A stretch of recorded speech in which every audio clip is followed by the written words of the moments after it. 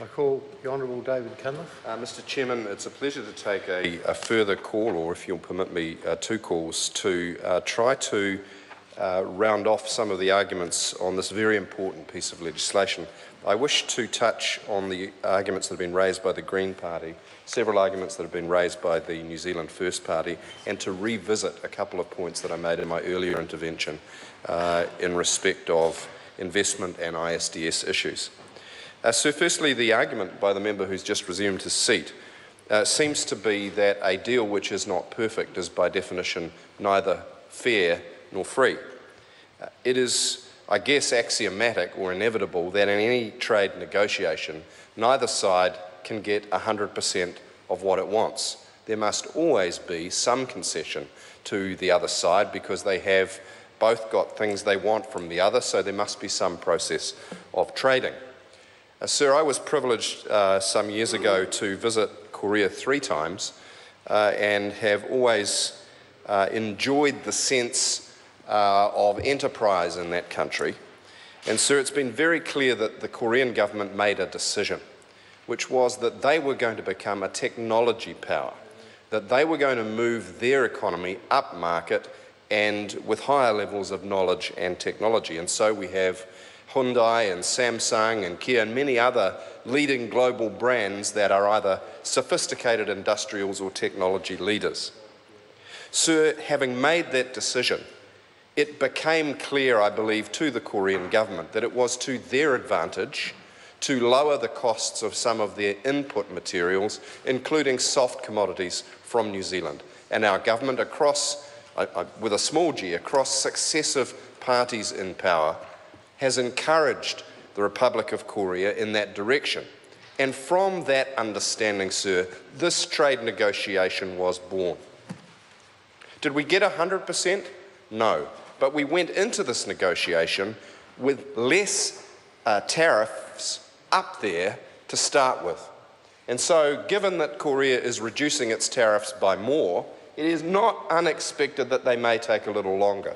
So I disagree with our Green colleagues. I don't necessarily think that that means it's a bad deal. It's a deal worth having, sir, and I said earlier that the national interest analysis is specific enough to make that clear on the facts and on the numbers.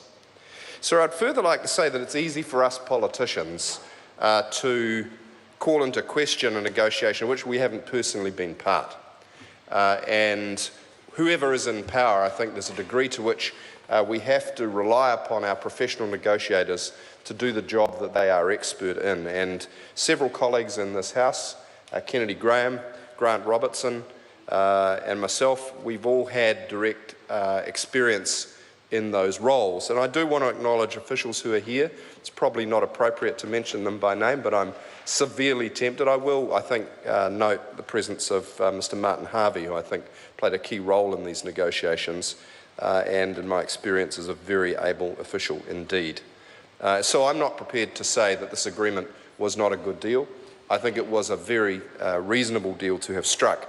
However, and it's a big however, it does raise two important issues of principle and precedent, which, as I mentioned earlier, are germane to us as we enter a broader and more complex negotiation around, or as we conclude, a negotiation around the Trans-Pacific Partnership Agreement.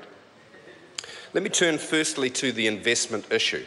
It is common ground, sir, that the Australian government probably has a more robust position in respect of preventing or restricting non-resident foreign purchases from Korea of domestic real estate. They have both a stamp duty and restrictions as to quantum and process. So we don't have that, and there is, I think it's common ground, at best ambiguity around how this agreement deals with that problem. So I'd like to acknowledge Minister Grosser, who spoke earlier, in turning his mind and his comments to that matter. It is possible, based on his take on it, that having reached the position that we are in, the government believes that it is in a position to impose restrictions, at least in theory, and a more mechanical solution would not be in our interests in respect of other trade agreements. We hear that argument, but we do believe, and I think my colleague Julie Salesa has expressed it very eloquently, that there are substantial... Mr Chairman, Mr Chairman, Mr Chairman. Call Mr. Colonel Chairman. Singh Bakshi.